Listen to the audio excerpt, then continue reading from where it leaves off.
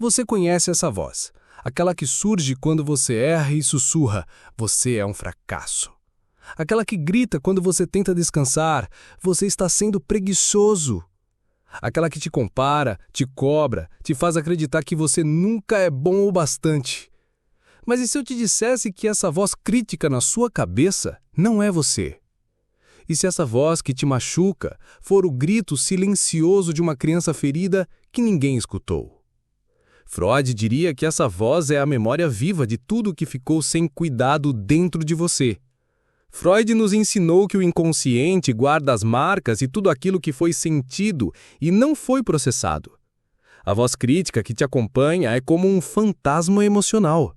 O eco das cobranças, rejeições e silêncios que você viveu quando mais precisava de afeto. Talvez, quando criança, você tenha sido corrigido com dureza, mesmo quando só precisava de orientação. Talvez tenha aprendido que amor vinha junto de críticas, que afeto era condicionado ao bom comportamento, às notas, ao desempenho. Talvez você tenha ouvido frases como: você não faz nada direito, você me decepciona, você é difícil de amar. Essas palavras ficaram. Mesmo quando você cresceu, elas continuaram ecoando dentro de você, transformadas nessa voz crítica que hoje chama de sua. Na psicanálise, entendemos que essa voz é o superego, a parte de nós que absorveu as regras, as críticas e as expectativas dos outros. Mas esse superego, muitas vezes, é alimentado pela criança ferida, que ainda vive em nós, repetindo a busca desesperada por amor e aprovação, tentando ser perfeita para não ser rejeitada novamente. Por isso, quando você escuta essa voz interna dizendo: você não é bom o bastante, é a criança em você tentando se proteger de ser abandonada, criticando-se antes que o mundo a critique novamente. Quando você sente culpa ao descansar, é a criança que aprendeu que precisa ser útil para merecer amor. Quando você sente vergonha de errar, é a criança que aprendeu que falhar significava perder afeto. Essa voz crítica não é sua inimiga, mas também não é a sua verdade. Ela é a dor da criança que ninguém escutou, pedindo silenciosamente por cuidado. E se, ao invés de lutar contra essa voz crítica, você aprendesse a escutá-la com curiosidade? E se, ao invés de acreditar nela, você a reconhecesse como um pedido de ajuda de uma parte sua, que ainda espera por acolhimento? Freud dizia que o sintoma é uma mensagem. A voz crítica é um sintoma. Ela está dizendo: olhe para mim, eu estou cansada de tentar ser perfeita, eu só queria ser amada como sou. E talvez tenha chegado o momento de você oferecer a essa criança o que ela nunca recebeu: acolhimento sem condições. Talvez você não perceba, mas essa voz crítica molda a sua rotina sem que você perceba. Quando você termina o dia exausto e mesmo assim pensa que não fez o bastante. Quando erra em algo simples e se xinga mentalmente, chamando-se de burro ou inútil. Quando se compara com os outros e sente que está sempre atrás, mesmo se esforçando tanto. Quando tenta descansar, mas ouve internamente: você não merece parar. Quando precisa pedir ajuda, mas sente vergonha, medo de ser visto como fraco. Cada uma dessas situações é um reflexo do superego crítico, construído a partir de experiências onde você precisou ser perfeito para ser amado, onde o erro significava humilhação, onde o descanso era visto como preguiça. Freud diria que essa voz carrega a dor de tudo que foi reprimido. A sua criança interior não recebeu escuta, nem validação para sentir raiva, tristeza ou cansaço. E agora, cada vez que você se cobra ou se pune, você repete, sem perceber, o que foi aprendido. Eu só mereço amor se eu fizer tudo certo. Eu só sou digno se eu for melhor, mais forte, mais calmo, mais útil. Essa é a armadilha invisível que muitos vivem. Buscam amor por meio da perfeição. Buscam descanso, mas não se permitem recebê-lo. Querem ser vistos, mas têm medo de mostrar vulnerabilidade. E a dor disso tudo está disfarçada na voz crítica que vive na sua cabeça. Exemplos claros no cotidiano. No trabalho, você entrega algo bom, mas acha que poderia ter feito melhor. Nos relacionamentos, você se culpa por brigas e tenta se ajustar o tempo todo para não perder o outro. Na aparência, você se critica ao se olhar no espelho, sentindo que nunca é o bastante. Na produtividade, você sente culpa ao descansar ou ao não cumprir tudo o que planejou. Essa voz é um pedido silencioso de acolhimento. E enquanto você lutar contra ela, ela gritará mais alto. Mas quando você aprender a ouvi-la com gentileza, ela começará a se transformar. E se você entendesse que essa voz não é um inimigo, mas uma criança pedindo cuidado? E se, em vez de se punir quando ela fala, você dissesse: eu sei que você está com medo, mas agora eu estou aqui. Eu sei que você aprendeu a se cobrar para se proteger, mas agora você pode descansar. A cura emocional começa quando você para de lutar contra o que sente e começa a escutar com compaixão o que dói. Freud nos lembra: o que não é trazido à consciência se repete como destino.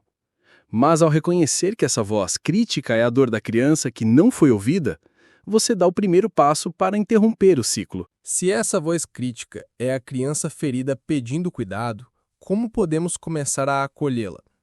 Freud nos lembra que tudo aquilo que é inconsciente governa a nossa vida até que seja reconhecido. A voz crítica só existe porque, em algum momento, foi a forma que você encontrou para se proteger. Proteção contra a rejeição, sendo perfeito. Proteção contra abandono, agradando a todos. Proteção contra críticas externas, criticando-se antes. Mas essa proteção te machuca hoje. Ela virou uma prisão emocional. É possível começar a abrir as portas dessa prisão com gestos pequenos, mas consistentes, de escuta e acolhimento. Pratique a escuta consciente dessa voz. Quando surgir o pensamento, você não é bom bastante, respire fundo e pergunte: de quem é essa voz? O que essa voz está tentando me proteger de sentir? Perceba se essa voz tem o tom de alguém do seu passado, um pai severo, uma mãe crítica, professores ou figuras que exigiam demais. Ao reconhecer a origem, você cria distância entre quem você é hoje e a voz que carrega do passado. Utilize o espelho como ferramenta de acolhimento. Olhe para si nos olhos e diga em voz baixa: eu sei que você está cansado de tentar ser perfeito. Eu sei que você tem medo de não ser amado se errar. Você não precisa se criticar para merecer amor. Pode parecer estranho no início, mas esse exercício interrompe o automatismo da autocrítica e cria um espaço de cuidado interno. Escreva cartas à sua criança interior. Reserve um momento em silêncio, feche os olhos, respire e imagine a criança que você foi. Escreva para ela: eu sinto muito por tudo que você precisou carregar sozinha. Você não merecia se sentir tão criticada. Agora eu estou aqui e não vou te abandonar. Essa prática ajuda a liberar emoções presas e a iniciar o processo de reconciliação com partes suas que foram ignoradas. Pratique o perdão interno. Muitas vezes você se odeia por errar, por não ser o suficiente. Mas e se você dissesse a si mesmo: está tudo bem não ser perfeito. Eu me permito errar e continuar me amando. Perdoar a si mesmo é um ato de coragem que começa a dissolver o poder da voz crítica.